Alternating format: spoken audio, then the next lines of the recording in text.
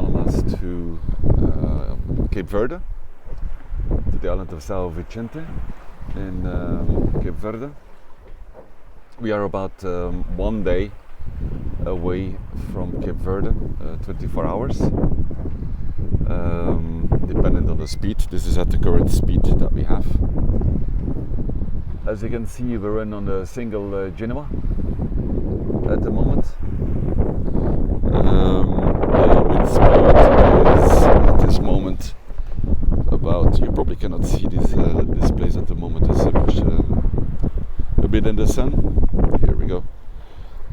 We're running at about 16, 17 knots of wind. It's pretty stable in terms of direction. We have the wind at the apparent wind angle 160 degrees, so the wind is coming about 20 degrees off our stern. A good, reasonably calm sea. Since yesterday, I think yesterday morning, the wind picked up a bit. The ocean swell changed. The large gradual swells we can see. It started with a period of about 50 to 100 meters. So the period is the distance, let's say, from top to top of the ocean swell. We have a little bit shorter ocean swell at the moment. I think it's about 25, 30 meters coming from this direction. It's difficult to see because we have quite a bit of wind swell on top of it, which is coming from the same direction also. But the ocean swell is the deeper swell and slower swell. And then the smaller waves, you see also the waves that are breaking with white caps on top are the wind swells. So reasonably calm, the sea. We from time to time we get a bit of a higher wave. It also depends because on the direction of the boat. Because the boat right now is an autopilot on the wind. So if the wind is changing 10 or 20 degrees, the autopilot automatically changes the direction of the boat, which also changes the angle versus the waves. So we gradually don't even have to look at the instruments anymore to feel that the boat has changed its heading, and as this has changed the direction, the angle towards the waves, and that thus also increases the swinging of the boat, the left-right swing. It's also typical, I think, being on passage for a couple of days, you start to get more in tune with the boat, in tune with the environment around you. For me, it's always interesting when doing a passage that stage where you get into a more metaphysical state, but also be induced, of course, because your sleep pattern is not as usual. As I said in one of my past videos, we're running on watches of 4 hours. And the watches are rotating, so every day there's 6 watches, starting from midnight till 4 in the morning, 4 till 8 in the morning, 8 till noon, noon till 4 in the afternoon, from 4 in the afternoon to 8 in the evening, and then 8 until midnight.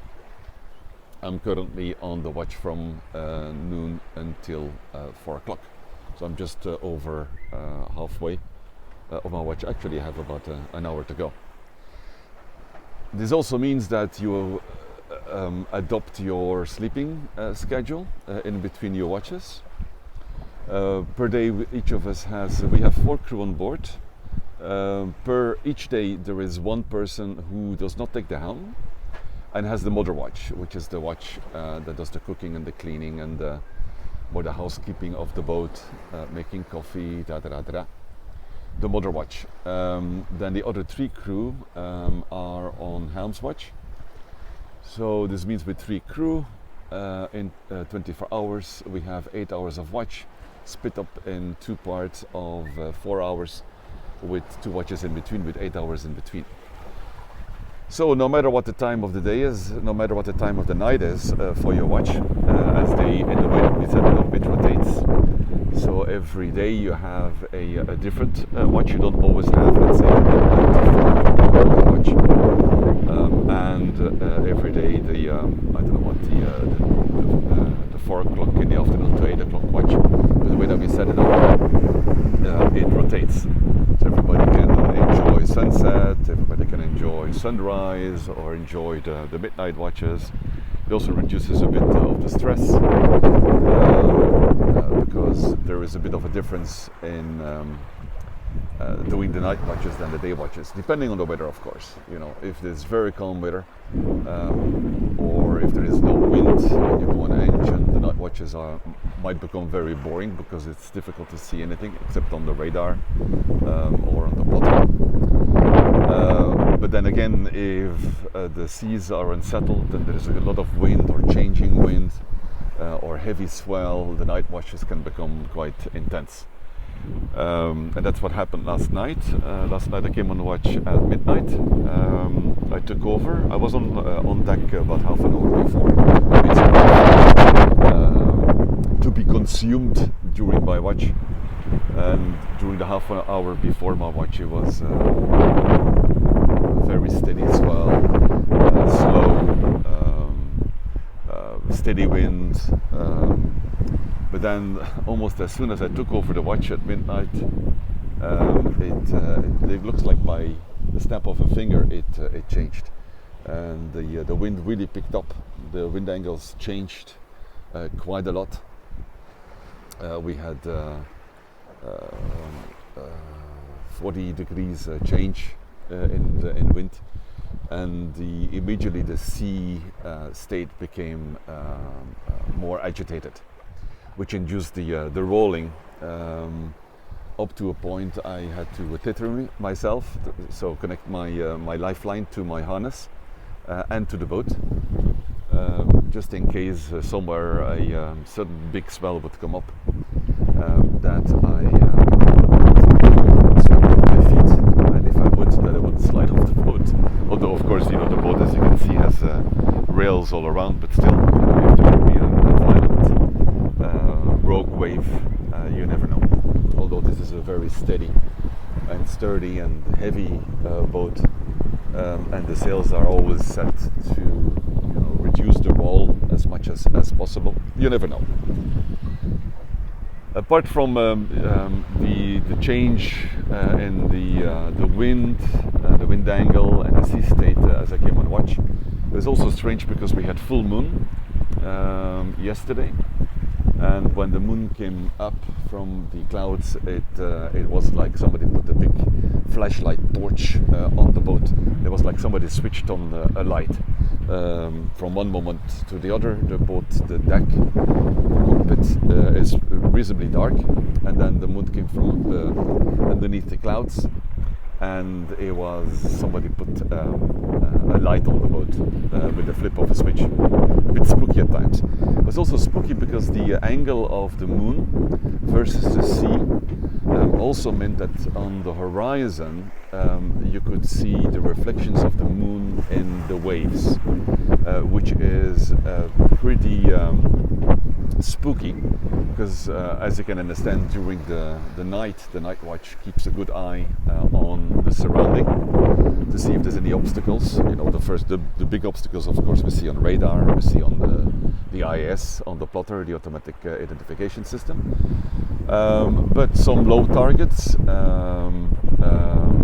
smaller boats, lower boats, boats who don't reflect well on radar, such as wooden boats, you wouldn't see. And then, of course, by maritime law, all the boats need to have navigation lights. So this one called full lights, navigation lights, which can be, depending on the vessel, white, green, and red, depending on the course they steer. Depending on the angle, the vessel will see a light or a green or a red light, or a combination. Also depends whether they're under sail or whether they are whether they are on their engine. Also depends a bit if they're a cargo vessel larger than a certain measure. They might have two steaming lights or two lights. So by just looking at the lights, first of all, the art is to detect the lights early enough to see what your course is towards them, and if you need to correct your course to eventually avoid them. And then it's trying to figure out what kind of a vessel it is, because we can, by the lights and the height of the lights, we can often see whether it is a smaller vessel, a fishing vessel, which is engaged in fishing. All they have different lights. So as we come closer with the binoculars, we can identify the lights. We can also identify the angle we come towards them, and we can also identify whether we're on a collision course or not, if we're in danger of collision, or even if we're not within a safe distance. And then, as I was saying, with the angle of the moon, the full moon, which is very bright, the angle of the moon towards the waves versus the angle of those waves to the boat, it was spooky because at the horizon I could see a whole flicker row of lights popping up. And sometimes it's possible when fishing vessels are putting out long lines to fish, that every so many meters they put a little flashing light, LED light, on top of a small buoy and a stick on the line. Or sometimes vessels put out larger nets, and every so many meters, 50 meters, 100 meters, they put the buoy with a flashing light. So sometimes you would see a whole row of flashing lights peeping up at the horizon all of a sudden.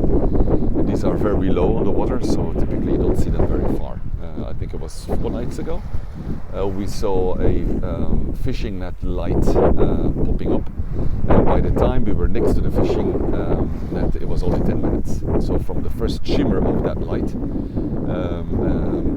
to the moment that we went past it was 10 minutes. So we had so if you don't keep your watch well, and you would doze off or be engaged in other stuff and not pay attention, it only takes 10 minutes from the moment you see the light to the moment you might be running over a fishing net.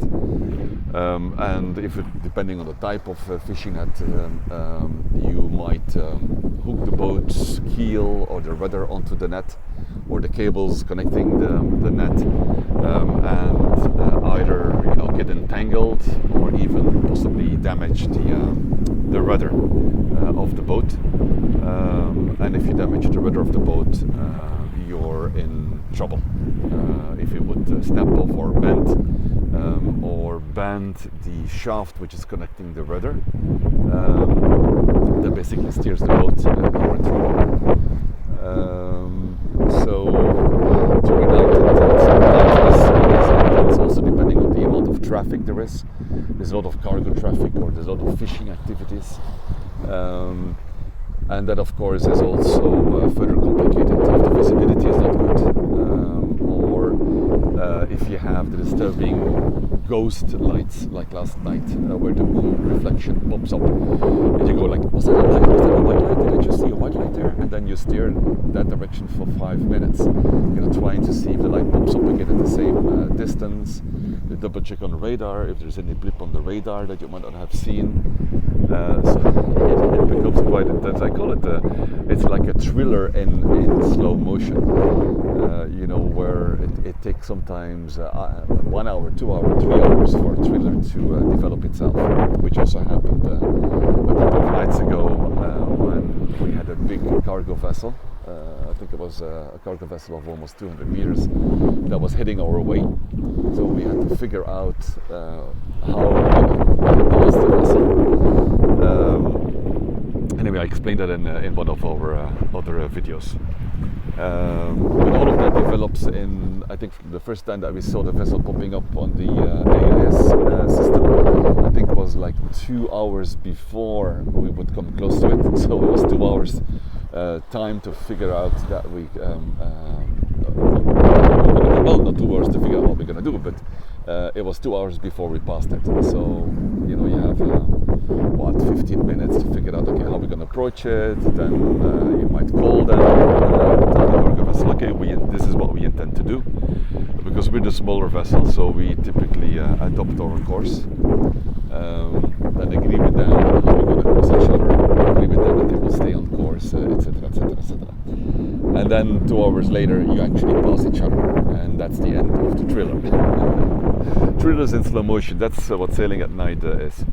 But now we're not at night, we are looking at a reasonably blue sky. There's a bit of high clouds, which is good. Low clouds we don't particularly like because they often suck up the wind or go with a little increase or change of wind direction. It's fine. It also shades us a little bit from the sun because the sun is pretty bright and intense. And I think we're gradually coming into the trade winds, the steady winds and steady swell that will carry us on to our final destination, Barbados. But first, Cabo Verde, where we should arrive in the next 24 to 30 hours. We'll see. We try to avoid to arrive there at night because the place where we want to go to, the anchorage, is notorious for being filled up with wrecks and unmarked buoys and abandoned vessels which are unmarked, blah blah blah. So we are trying to adjust our speed to arrive there during daylight. We'll keep you posted. For the time being, nice wind, nice steady swell, good company, good food, so all is well aboard sailing vessel, no worries. See you next time, bye bye.